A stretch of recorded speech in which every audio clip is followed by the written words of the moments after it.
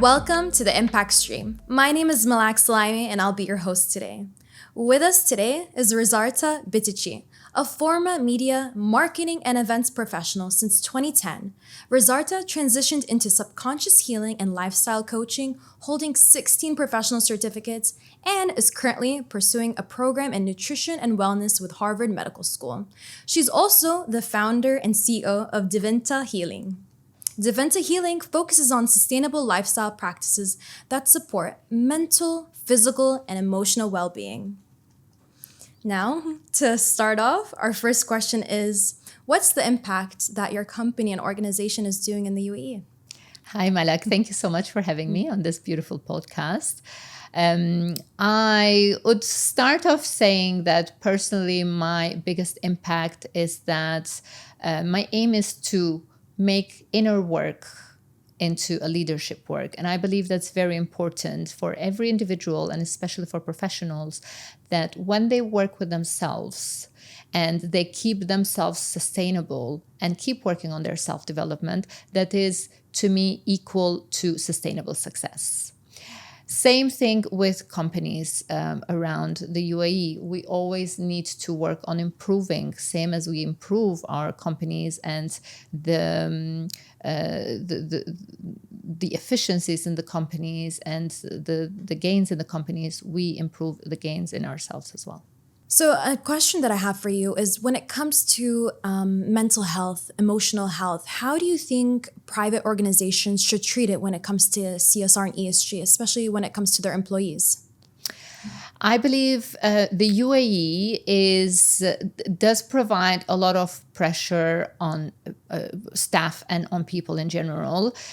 Sometimes in a good way, because it is such a country that it motivates you to do more. It motivates you to be such a high achieving individual, which is brilliant to have all these big ambitions where the sky is the limit. But at the same time, because we are so carried away by our ambitions, we forget that self-care has to be there constantly in order for us to avoid burnouts, to avoid stress.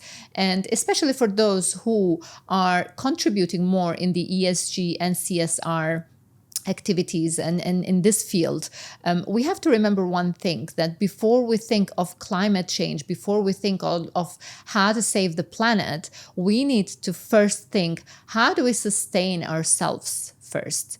Because end of the day, it is us as humans, the way we operate, the way our nervous system operates, that will eventually contribute to the bigger picture, which is onto our entire planet. So Divinita is really working hard to build individuals that are really ready for the market. So how do you feel like, can you give us some examples and guide us through, like, how are you preparing individuals, to be part of organizations, especially when it comes to such a high performance economy that we are in the UAE? How do you prepare people for this? Creating the balance between your well-being and the high standards that you need to actually perform at the workplace. Now, that is very important, because unless you are well, your productivity and your efficiencies will not be at that level. So the reason why I am very particular about well-being and about you operating at your best is because simultaneously you can also perform better. Simultaneously you'll be contributing to anything that is to high performances, really, in the sense that it will show in the results and in the success of the work that you do, of the company that you work for. And at the same time, you keep yourself healthy and well enough in order to enjoy what you're doing, and at the same time enjoy your life and be healthy in your life. So when it comes to the impact that you're delivering across all these different individuals that you're touching, I would say, are you across all UAE? I heard that you're even doing a retreat in Fujairah. So maybe we can touch a little bit about that and really bring it to our audience to know what you're doing? Absolutely. I work with different individuals in the UAE for now. I do plan to take some of my services online. But the UAE, I mean, I've been here for 16 years. I know the lifestyle. I am myself a former corporate professional. So I work with a lot of professionals because it is relatable for them, for me, and I can pinpoint areas and aspects that need to be modified in terms of self-development for these individuals. And mind you, that can look very different from anyone. Someone may need to work on anxiety, someone may need to work on certain health issues, or someone may find it challenging to just manage time. It can be as simple as that.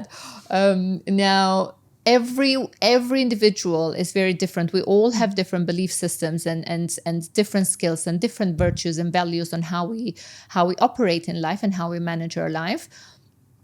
But ultimately, this all leads to us going through the day with alignments and being able to not just manage everything better, but to manage them with a certain well-being that gives us joy in life as well.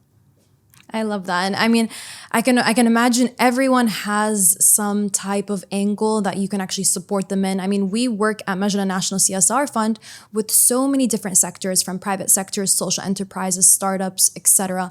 Maybe you can give us a tip that you would want to, give out to people so they can be more aware of this. And when it comes to like being able to heal from different areas that they actually would require to be aware of.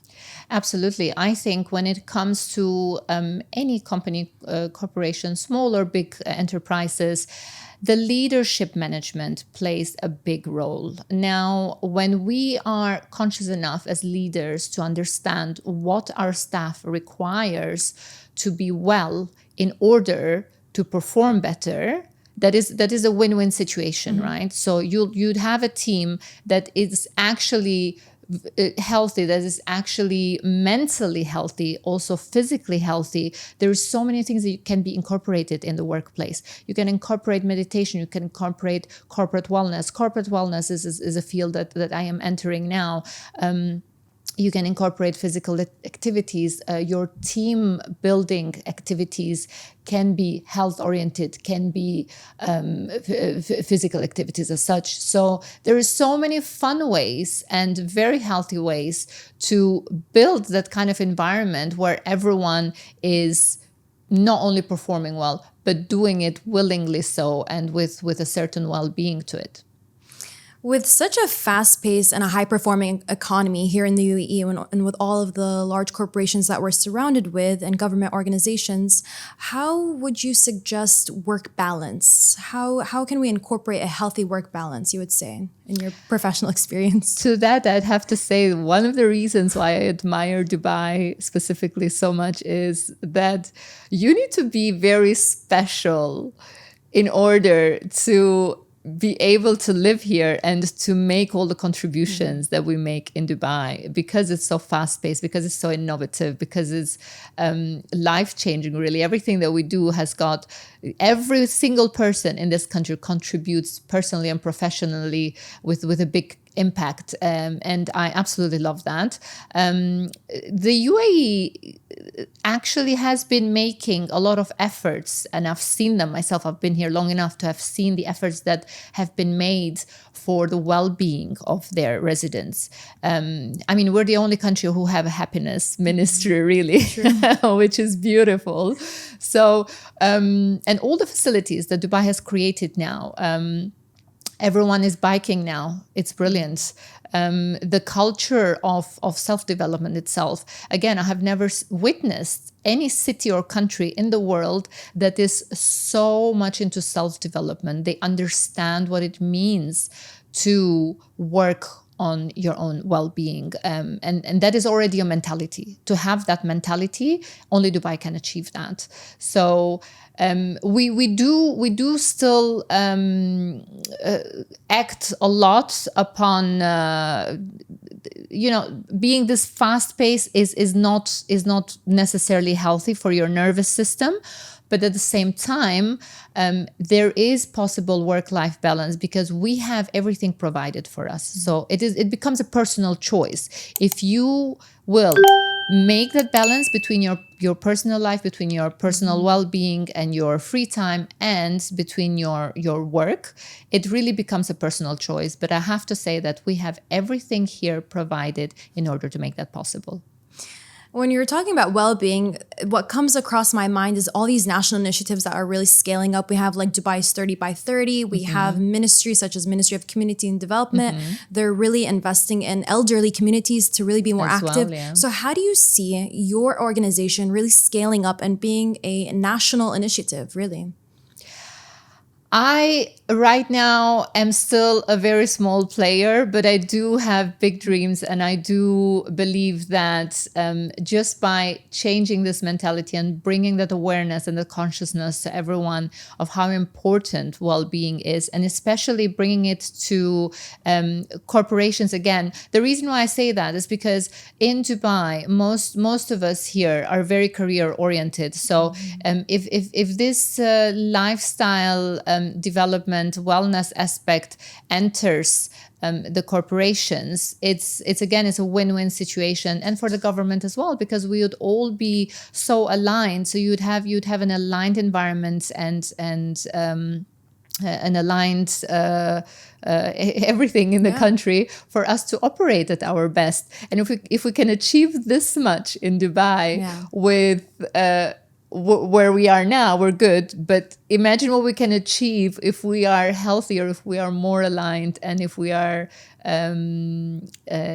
operating at our best capacity of our mental health. Scaling not just for Dubai, but all 7 Emirates. Like the need is there, the scope of work that you're providing is there. Maybe you can kind of guide me through some of the services for what you guys are doing really to people. How are you providing this impact, this life-changing experience? I heard that some people, they get shocked with the results that they get, and they come back to you after like a year, like, giving you their feedback of how they've changed completely. Maybe you can give me a few testimonials and kind of guide me through that. Absolutely. That is very true. Now, because I work on a subconscious level, subconscious healing itself, I work with Theta Healing. It does make fundamental changes because you work on the root cause of whatever has been causing what you're going through. Now, burnout and stress, these are very common topics that I do work with in the UAE. There has been, I'll give you an example. So someone who I know for 15 years and has been having anxiety for 15 years, but we're talking about panic attacks. With one Theta Healing session, she in fact completely healed in a way that she called me after a week and said, I don't know what's happening to me, but I'm very calm now and I haven't gotten any panic attacks for a week. Wow. And I'm like, well, that's the power of Theta Healing. It does heal. It heals you in several aspects, but most importantly, it heals you in soft ways, in the way that you activate your intuitive intelligence in a way that it doesn't even require you to analyze that much. You instantly start taking decisions that are healthy for you. So you start building those healthy boundaries. You start knowing, you have that discernment. You know what's right or wrong for you. You know what you want in your life, in your career. You know how to communicate with others. Yeah. You know better on how to even structure yourself and structure your lives, because you get that clarity. So that is why for me it's always very important that the awareness and the consciousness, right? The awareness needs to be there. Once we are aware and we truly can hear and know what we're doing or what we're wanting, and obviously also reflecting on yourself as often as we can, that's when you do the work with yourself and everything becomes better. It's amazing because it's almost like you're building that emotional intelligence for people, and that's something that they can always bring back on their personal life, but also their professional life. So it would also be preparing people to perform better in organizations. Absolutely. So there's like a need for corporates to really consider, providing this to their employees. You hit the nail in the head. It is emotional intelligence that is required, and intuitive intelligence.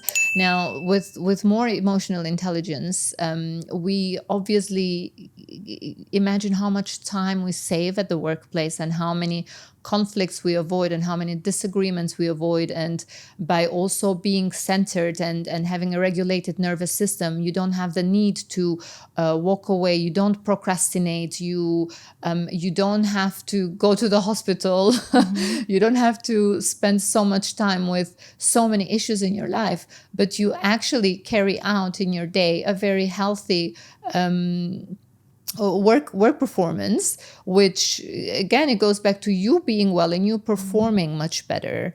So yes, emotional intelligence is what would regulate a lot of things. How do you see the market playing out with your services? Do you see that you've identified, I've heard a lot of like gaps and really tailored a lot based on how you're seeing the market is. So can you tell me a little bit about that as well?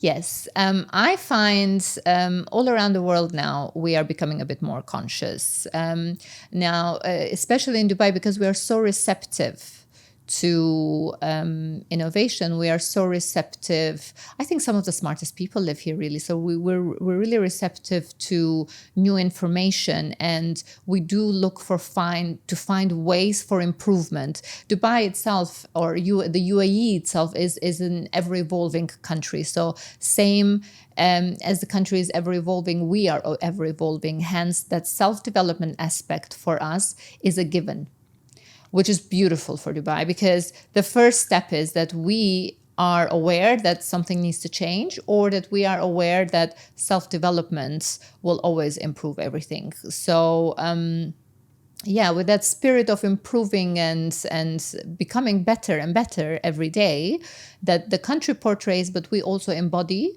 I think Dubai can very quickly go into a much better well-being aspect, which it already is. Yeah, and the UAE is really pushing itself being on a global leader. Mm-hmm. How do you feel like when it comes to human sustainability, how does that support and that ambitiousness for the country? Human sustainability, that's where it starts, right? So we can talk about all types of sustainability in this world, but who is actually doing it? Humans, right? So unless we are sustainable, nothing can happen really. And we can create new technology, etc., etc. But again, who is creating the new technology? The source goes back to us exactly, as humans. The source goes back to us, absolutely. Yeah, human sustainability is very, very important. And this is also the reason why, it's probably not very obvious, but I think this is the reason why the UAE is also so smart and sharp and quick to make changes in such a beautiful way, but also smooth and very, very efficient way, like very fast. Changes happen here very fast. And that does require human sustainability, because we would have burnt out by now if we didn't have that. But the UAE manages to focus on that and provide that.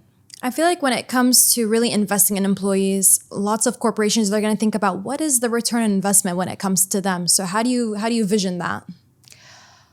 The return on investment for corporate well-being is, in the end, if we do a study, I can promise you that companies will have a much higher turnover, because alone by the fact that their employees would be working productively more, they would be more productive and more efficient due to their well-being.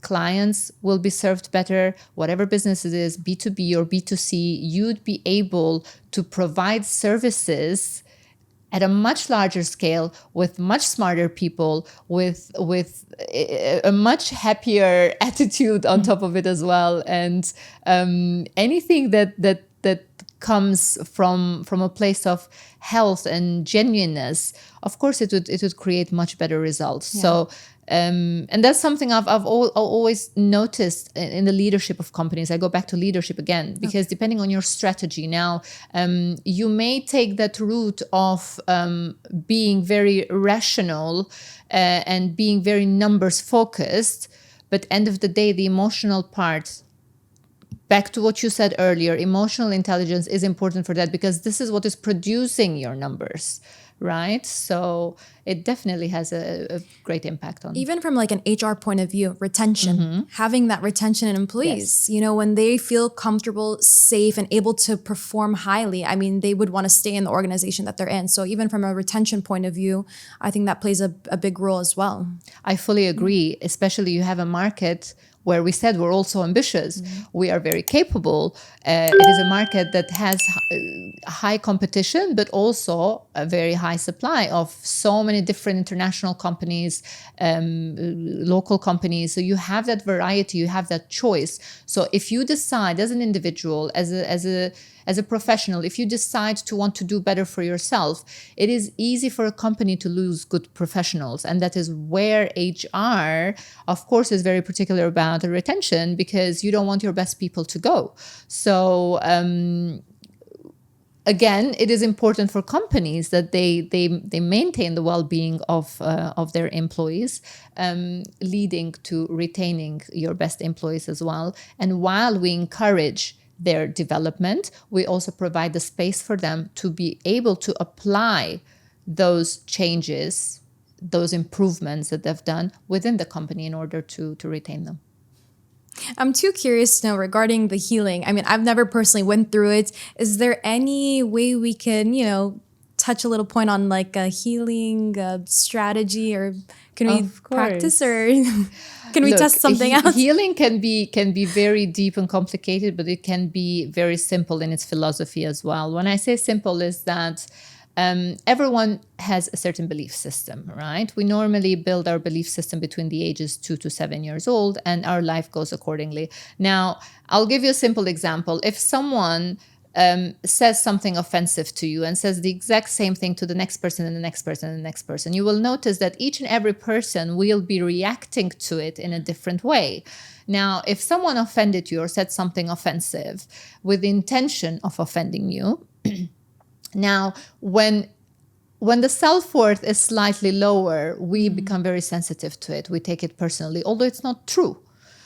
Someone, you could be a Nobel Prize winner. You could be basically some of the smartest people in the world, and someone comes and tells you you are not smart or you're stupid. Yeah. Now, if in your subconscious you believe that you are not good enough and you believe that you are not worthy, you will believe that person who's offending you, and you will get very sensitive and you'll get triggered and you'll get offended. The next Nobel Prize winner who actually is healthy, has that self-worth, they will laugh at it, or they will laugh about it, or they will truly believe that that's a joke, because clearly it cannot be true. It is a very silly example, but it is very relatable, I believe, for everyone, because the way we react to things will tell you exactly what your belief system is. And that's where the awareness comes into place. So when you look at what is triggering you, you can then dig a bit deeper of why is this triggering you? And then you'll know that the problem lies within you. And once you shift that, you won't have those problems in life anymore. Yeah, and I feel like you're building resilient individuals. I feel like that's the key outcome is you're building really strong, resilient individuals. And at the end of the day, we're humans. We're always going to be placed in situations and challenges. It can be in the workplace. It can be outside of the workplace. So I think it's a very vital thing that we're teaching individuals. Yes, absolutely. Resilience. So resilience is a virtue in itself. Like if we have resilience, that already builds strong characters for us, which is great.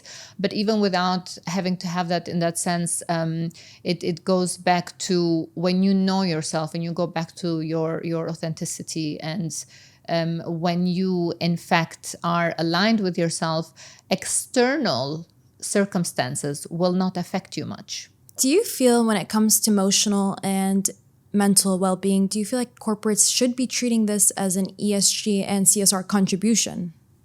I definitely think that. And I think that's where it should start.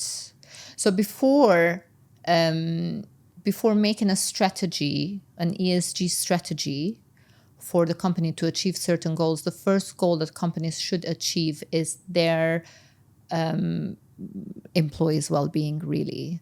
As we said before, this is where it starts. It's the employees who are actually building the company, who are working on ESG and CSR, and it is a whole social responsibility as humanity, as community, in any case, for us to look after each other, to have that healthy bond. And for companies especially, the moment you have healthy employees and you have a healthy bond within the company, and you do these type of activities, you will have much better results.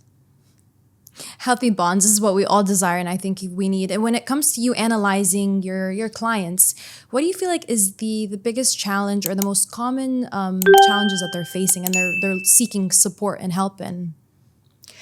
There is a lot of times when we just don't know why something is happening to us, and we sort of stand there helpless. I've tried this, I've tried that, I don't know what to do.